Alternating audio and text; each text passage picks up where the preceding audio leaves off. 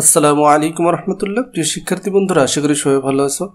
তোমাদের English second পেপারের আজকে মোট 6 নম্বর মডেল। তোমাদের যে কথা দিয়েছিলাম 50 দিনের ফ্রি কোর্স, তার ভিতরে 44টা বিভিন্ন টপিক্সের উপরে ভিডিও এবং তিনটি করে 6টি মডেল টেস্ট, আজকে তার শেষ ভিডিও। যদিও তোমাদের অনেকের অনুরোধে যাদের যে বিষয়গুলো সমস্যা হয়েছে তার উপরে কিছু এক্সট্রা ক্লাস দেওয়ার কথা ছিল, যেগুলা ইনশাল্লাহ তোমাদের দেওয়া হবে। যারা যে বিষয়গুলো নিয়ে প্রশ্ন করছিলে সে প্রশ্নগুলোর উত্তর নিয়ে, এবং অনেকের অনুরোধে তোমাদের এই মডেল কোশ্চেনগুলা তোমাদের পরীক্ষার আগ পর্যন্ত এটা চালানো হবে। তবে এটা হয়তো প্রতিদিন একটা করে না, সপ্তাহে 1, 2, 3টা করে তোমাদের পরীক্ষার আগ পর্যন্ত এটা কন্টিনিউ করব। এছাড়াও তোমাদের যদি কোনো অংশ বুঝতে সমস্যা হয় বা কোনো অংশে প্রশ্ন থাকে তাহলে সেগুলো অবশ্যই কমেন্টের মাধ্যমে জানাবে, যে বিষয়গুলো নিয়ে আলাদা আলাদা ভিডিও করে তোমাদের সম্পূর্ণ কোর্সটি কমপ্লিট করা হবে। তো বন্ধুরা, আজকে আমরা সেকেন্ড পেপারের যে মডেলটি দেখব, এই মডেলটি অত্যন্ত গুরুত্বপূর্ণ। তোমরা অবশ্যই নিয়মগুলা কিভাবে সলভ করা হচ্ছে ভালোভাবে খেয়াল করবে এবং যে নিয়মগুলা বুঝতে সমস্যা হবে সেটা অবশ্যই কমেন্টের মাধ্যমে জানাবে। তোমরা জানো 1 নম্বরে যেটা থাকবে প্রিপোজিশন, আর্টিকেল এবং ক্রসের ব্যবহার। তোমরা জানো যে এই বিষয়ে অবশ্য অনেকেই কমেন্ট করছো, জানতে এসেছো ব্যবহারটা। এটা নিয়ে ইনশাল্লাহ আগামীকালকে তোমাদের একটা ভিডিও দেওয়া হবে প্রিপোজিশন, আর্টিকেল এর ব্যবহারের উপরে। আশা করি ভিডিওটি দেখলে তোমাদের যদি আরও কোনো কনফিউশন থেকে থাকে সে বিষয়গুলো ক্লিয়ার করতে পারবে। তারপরে আজকে আমরা দেখি এডুকেশন রিমুভস আওয়ার ইগনোরেন্স। তাহলে দেখো এখানে যে আওয়ার আছে, আওয়ার হচ্ছে পসেসিভ ফর্ম। এরপরে কখনো প্রিপোজিশন এরপরে বসে না, এরপরে সরাসরি নাউন বসে, আর্টিকেলও বসে না। তার মানে এই জায়গাটাই ক্রস বসবে, এখানে কোনো কিছুরই ব্যবহার হয় না। এডুকেশন রিমুভস আওয়ার ইগনোরেন্স এমনটাই হবে। And gives us light knowledge. দেখো এই যে গ্যাপটা, লাইটটাও একটা নাউন, নলেজটাও একটা নাউন। যখন দুইটা নাউনের মাঝে গ্যাপ থাকে সেখানে অবশ্যই প্রিপোজিশন ব্যবহার করতে হবে। আর প্রিপোজিশনের ব্যবহার হলো এই যে, দেখো লাইট মানে তো আলো, নলেজ মানে জ্ঞান। তো আলো জ্ঞান এমন করলে তার অর্থ আসছে না, তাহলে এটা আমরা কিভাবে বলতে পারি? জ্ঞানের আলো, তাই না? জ্ঞানের আলো। তাহলে এই যে জ্ঞান শব্দটার সাথে র বা এর যুক্ত হচ্ছে, কারণে তোমাদের এখানে লিখতে হবে কি? অফ। তাহলে অফ মানে হচ্ছে র বা এর, তাহলে দ্য লাইট অফ নলেজ, জ্ঞানের আলো। তাহলে রেসপেক্ট ইম্পার্টিং এডুকেশন, দেখো একটা ফ্রেজ। তাহলে এই ধরনের ফ্রেজ যখন কোনো বাক্যের প্রথমে বসে তার আগে প্রিপোজিশন বসাতে হয়, এটাকে প্রিপোজিশনাল ফ্রেজ বলা হয়। তাহলে আমরা এখানে বলতে পারি ইন রেসপেক্ট ইম্পার্টিং এডুকেশন, অর্থাৎ শিক্ষা গ্রহণের ক্ষেত্রে there should be no discrimination man and woman. তাহলে কোনো ভেদাভেদ থাকা উচিত নয় পুরুষ এবং মহিলা, এমন তো হচ্ছে না, তাই না? পুরুষ এবং মহিলাদের মধ্যে। তাহলে এই মধ্যে অর্থে এই জায়গাটায় যখন দুইজনের মধ্যে বোঝায় তখন ব্যবহার করতে হয় বিটুইন। দুইয়ের মধ্যে বোঝালে কি ব্যবহার করতে হয়? বিটুইন।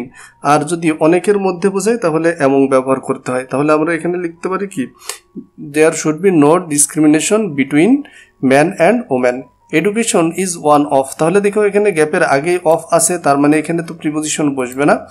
ওয়ান অফ, তাহলে এখানে দেখো বেসিক হিউম্যান রাইটস। তাহলে আমরা কি বলতে পারি? One of the. আমরা জানি একটা ফ্রেজ আছে one of the. Education is one of the basic human rights if we deprived woman of. তাহলে আবারও দেখো প্রিপোজিশন আছে, এখানে আর্টিকেল ব্যবহার করতে হবে ওম্যান। আর যেহেতু নাউনের পরেই অফ আছে এই জায়গাটায় দা ব্যবহার করতে হয়। তাহলে এখানে আমরা কি বলতে পারি? The woman of the right of education almost half. দেখো এই যে হাফ একটা ফ্রেজ, আওয়ার পপুলেশন আর একটা ফ্রেজ। তাহলে আমরা এখানে অবশ্যই কি বলবো? দুইটা ফ্রেজের মাঝে একটা প্রিপোজিশন বসে। তাহলে almost half of our population will remain. দেখো রিমেইন থাকবে, কি থাকবে বা কাকে থাকবে? যেহেতু ভার্বের পরে গ্যাপ থাকলে কি বা কাকে তারা প্রশ্ন করতে হয়। এখানে রিমেইন কি থাকবে এমন হচ্ছে না, কোথায় থাকবে। তাহলে কোথায় এর উত্তরে আমরা কি ব্যবহার করতে পারি? রিমেইন ইন ডার্কনেস, তারা অন্ধকারে থাকবে। No development can be brought. এই যে ব্রট আউট, এটা হচ্ছে একটা অ্যাপ্রোপ্রিয়েট প্রিপোজিশন। ব্রট আউট বা ব্রট অ্যাবাউট মানে নিয়ে আসা। Brought about, no development can be brought about, কোনো উন্নতি আসতে পারে না without the participation of woman. So the government is doing everything. দেখো সব কিছুই করছে, কেন করছে? Educate the woman. এই যে আরেকটা ফ্রেজ যুক্ত করতে গেলে অবশ্যই তোমাকে প্রিপোজিশন নিয়ে আসতে হবে। এরপরে যেহেতু V1 আছে তাহলে কি বসবে? To. Is doing everything to educate the woman for. আশা করি তোমরা এটা বুঝতে পারছো। এরপরে বি নাম্বারে যে রাইট ফর্ম অফ ভার্ব থাকবে, তোমাদের প্রথমে দেখতে হবে কোন শব্দটা বসছে, এরপরে দেখতে হবে ওর রূপটা কি বসবে। তাহলে ওই সাবজেক্ট আছে টু আওয়ার নেচার, আমরা আমাদের প্রকৃতির কাছে। তাহলে আমরা আমাদের প্রকৃতির কাছে মূলত কি? এই যে ওই শব্দের অর্থ হচ্ছে ঋণী, তাহলে আমরা এখানে লিখতে পারি ওই টু আওয়ার নেচার। তাহলে এই যে ও টু আওয়ার নেচার, এখন এই রূপটা কোনটা বসবে? যেহেতু এটা ঋণী, একটা প্রেজেন্ট ইনডিফিনাইট আর সাবজেক্ট প্লুরাল আছে, তাহলে এর কোনো পরিবর্তন হবে না। We owe to our nature, আমরা আমাদের প্রকৃতির কাছে ঋণী। ফর কেন হচ্ছে এই যে বেস্টো শব্দটার অর্থ হচ্ছে দান, তাহলে দানের জন্য, তাহলে আমাদের যে দানের জন্য। এখন দেখতে হবে রূপটা কোনটা বসবে, বেস্টোই থাকবে। দেখো গ্যাপের আগে আছে প্রিপোজিশন, প্রিপোজিশনের পরে ভার্বের সাথে আইএনজি যোগ করতে হয়, তাহলে এখানে বসবে কি বেস্টোয়িং আস উইথ হার গিফটস লাইভলেসলি, সে যে প্রচুর পরিমাণে তার যে উপহার দিয়েছে আমাদেরকে, তার জন্য আমরা প্রকৃতির কাছে মূলত কি ঋণী। We dash a large area, আমাদের তাহলে উই হ্যাভ যদি ব্যবহার করা হয় we have a large area, আসলে কি বাক্যটা সঠিক হচ্ছে? দেখো আমাদের অনেক জমি আছে, বিষয়টা তো না, আমাদের অনেক জমি নেই, তাহলে এই নেই অর্থের জন্য তোমাকে অবশ্যই কি ব্যবহার করতে হবে? Don't have. We don't have, আমাদের নেই a large area of land but the negligible area, অর্থাৎ চাষযোগ্য জমি of land that dash to us, তাহলে ড্যাশ আমরা এখানে কি ব্যবহার করতে পারি? দ্যাট বিলং ব্যবহার করতে পারি, তাই না? অর্থাৎ যে জমিটুকু রয়েছে, চাষযোগ্য জমি রয়েছে আমাদের বা আমাদের অধিকারে যেগুলো রয়েছে, belong to us is very fertile, এটা হচ্ছে কি খুবই উর্বর। এখন দেখতে হবে বিলং এর রূপটা কি এটাই বসবে না অন্য কোনো রূপ বসবে? তাহলে ল্যান্ড দ্যাট, দেখো যখন কোনো রিলেটিভ প্রোনাউন দ্বারা দুইটা বাক্য বা ক্লজ যুক্ত হয়, হু ইজ দ্যাট, তখন তার এই আগের সাবজেক্ট অনুসারে ভার্ব বসে। তাহলে ল্যান্ড যেহেতু সিঙ্গুলার আছে, তাহলে আমরা এখানে কি ব্যবহার করতে পারি? That belongs to us is very fertile, এটা কি অনেক উর্বর। We dash ungrateful to our soil, তাহলে দেখো এখানে আমরা কি ব্যবহার করতে পারি?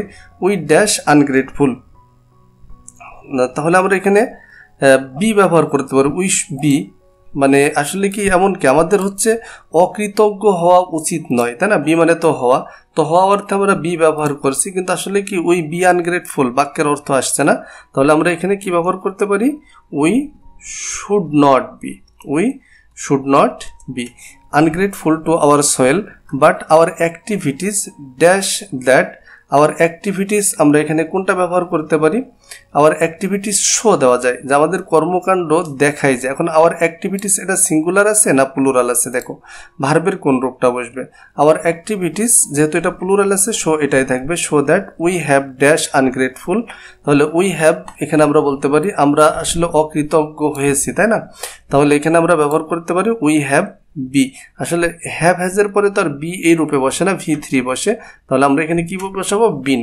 We have been ungrateful to our soil, we are constantly dash soil pollution, তাহলে উই আর কনস্ট্যান্টলি আমরা খুবই নিয়মিতভাবে বা ধারাবাহিকভাবে আমরা কি করছি?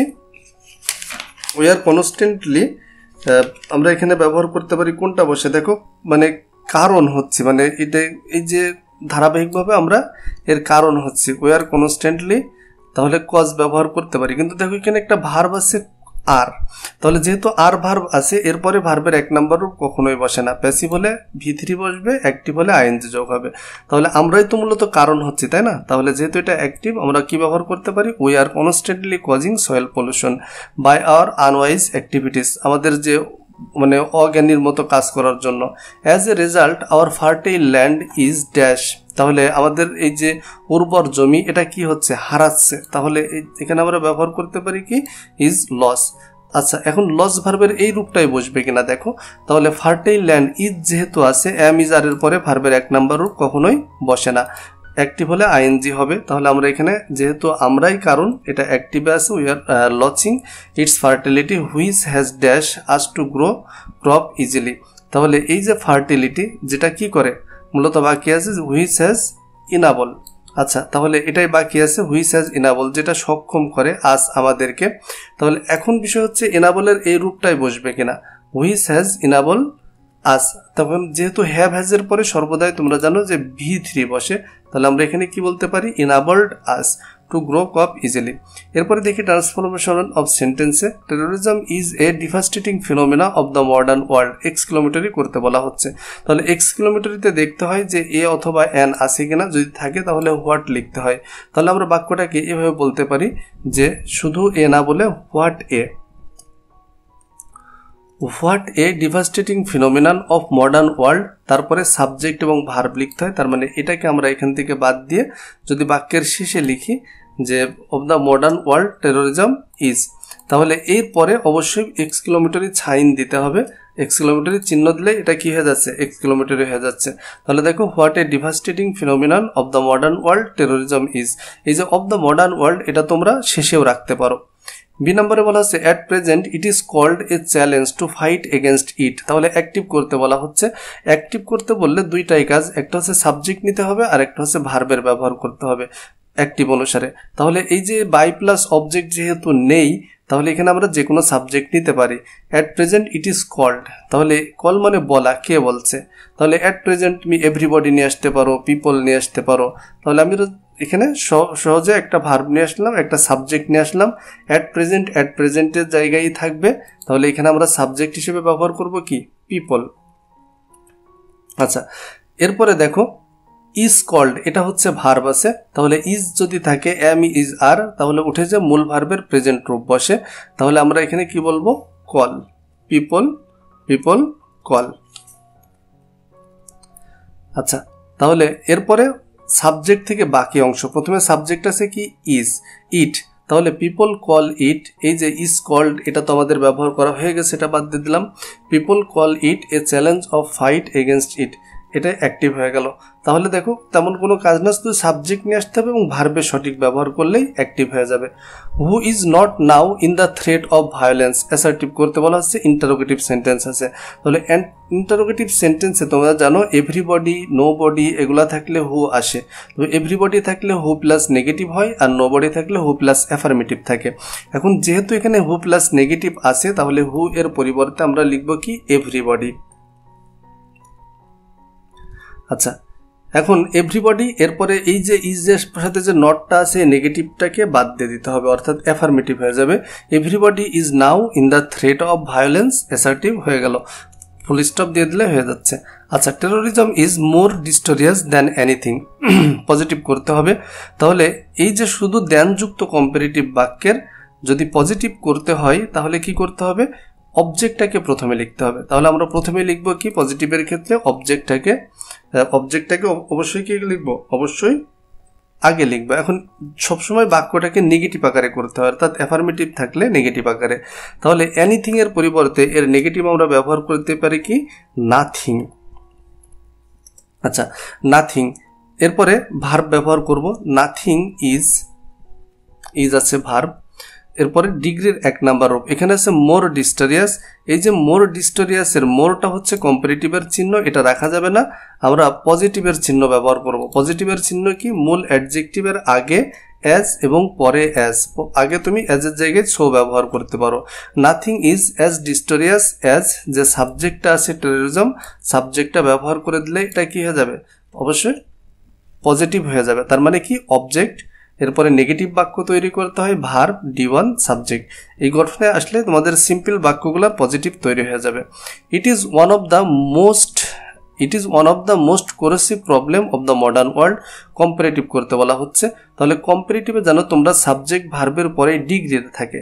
তাহলে এই যে মোস্ট কোরেসিভ, এই যে ডিগ্রির রূপটা, এটা সাবজেক্ট এবং ভার্বের পরেই বসবে।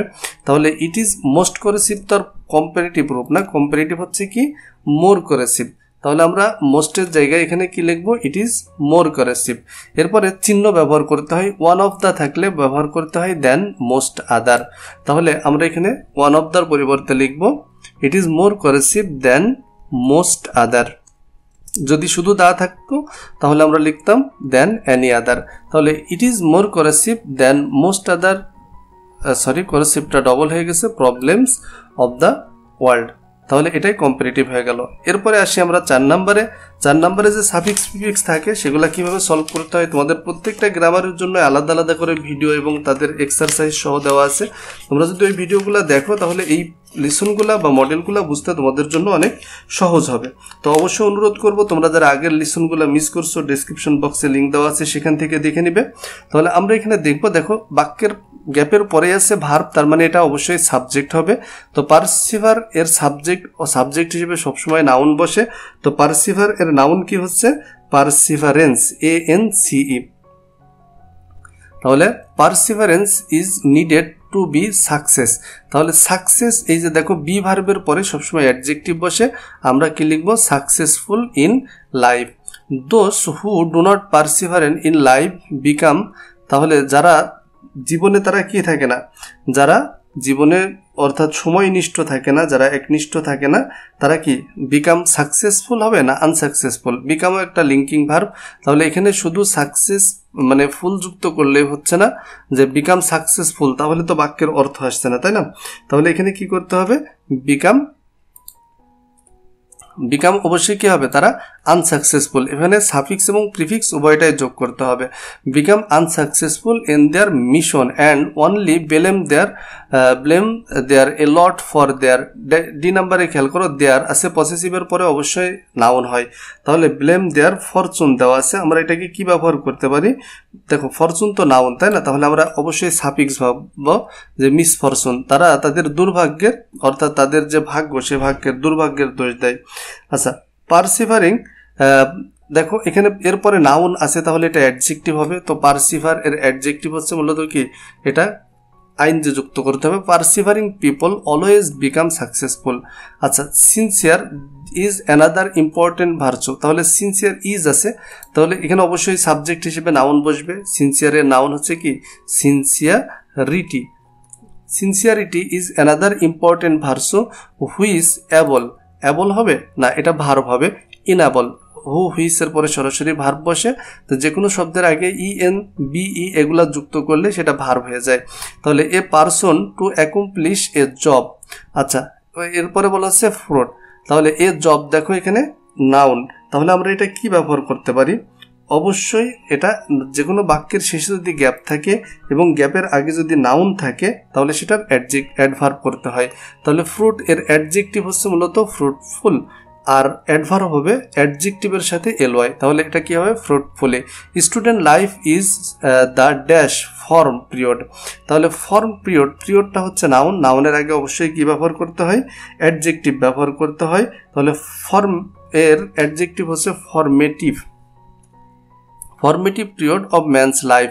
One should not use this period. তাহলে এই যে শুড নট এরপরে অবশ্যই একটা ভার্ব লাগবে, তাহলে ইউজ তো এখানে ভার্বই আছে, এবার আমাদের প্রিফিক্স ভাবতে হবে। তাহলে আমরা করতে পারি কি? মিস ইউজ, অর্থাৎ অব্যবহার করা উচিত না এই সময়টাকে। এরপরে ট্যাগ কোয়েশ্চেন, তোমরা জানো এভরিবডি এর পরিবর্তে দে ব্যবহার করতে হয়। প্রথমে আমরা ভার্ব লিখবো, কোনো ধরনের অক্সিলারি ভার্ব নেই, তাহলে ডু ভার্ব আসবে। দেখো ভার্বের সাথে এস থাকলে ডাজ হওয়ার কথা, কিন্তু এখানে ডাজ দেওয়া যাবে না। কেন দেওয়া যাবে না? কারণ এভরিবডির পরিবর্তে দে বসে, শুধু এইটা একটু ব্যতিক্রম, এটা মাথায় রাখতে হবে। তো দে এর সাথে যেহেতু ডু বসে আমরা ডু ব্যবহার করব। বাক্যে নেগেটিভের কোনো চিহ্ন নেই, তাহলে অবশ্যই নট যুক্ত হবে, ডোন্ট। আর সাবজেক্ট এভরিবডি এর পরিবর্তে কি বসে? দে। তাহলে ট্যাগ হবে কি? Don't they. They fought for the independence of our country. They fought, তাহলে ফাউট এটা পাস্টে আছে, পাস্টে থাকলে অবশ্যই কি হবে? ডিড, কারণ এখানে কোনো ধরনের অক্সিলারি ভার্ব নেই, নেগেটিভের চিহ্ন নেই, তাহলে নট যুক্ত হবে। এখানে কি হবে? ডিডেন্ট। আর সাবজেক্ট হিসেবে তো দে রয়েছে, এটাই বসে যাবে। এটা হবে কি? Didn't they. Their sacrifice has given, তাহলে হ্যাজ যেহেতু আছে তাহলে আমরা সে অবশ্যই কি লিখব? অবশ্যই হ্যাজ লিখব।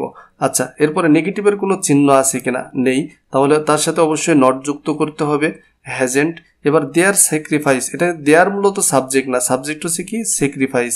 তাহলে স্যাক্রিফাইস মানে ত্যাগ, আমরা এটাকে অবশ্যই কি বলতে পারি?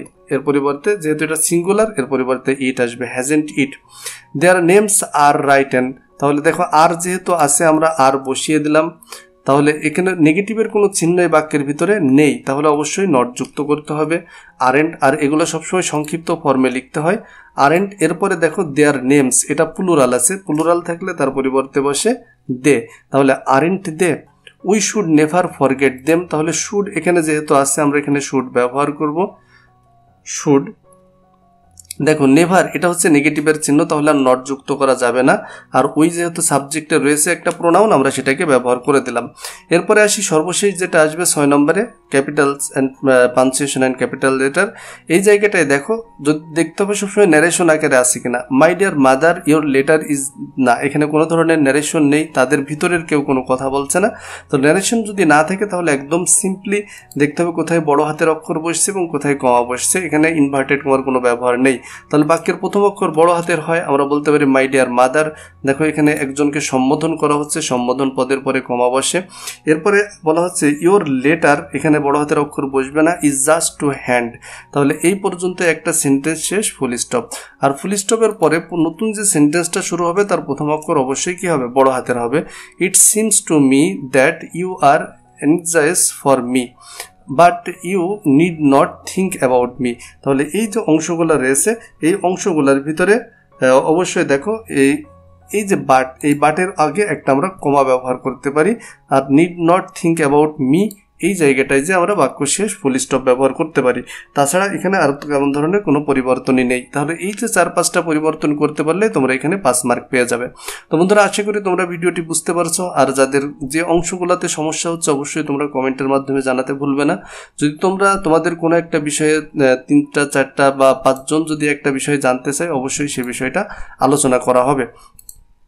আচ্ছা, এর যেহেতু দ্রুত লেখা হয়, দ্রুত লিখতে যে অনেক জায়গায় কিছু কিছু বানান ভুল যেতে পারে, তোমরা সে বিষয়গুলো একটু দেখবে। আমি শুধু নিয়মের দিকে তোমাদের বোঝানোর চেষ্টা করছি, আর ওইদিকে ফোকাস করতে যে এখানে কিছু কিছু বানান তোমরা দেখছো যে ভুল যাচ্ছে, তো এই বিষয়গুলোর দিকে ফোকাস না করে তোমরা সঠিক যে নিয়মটা, কোন নিয়মটা বসছে সেটার দিকে একটু ফোকাস করো, বেশিভাবে প্র্যাকটিস করতে থাকো।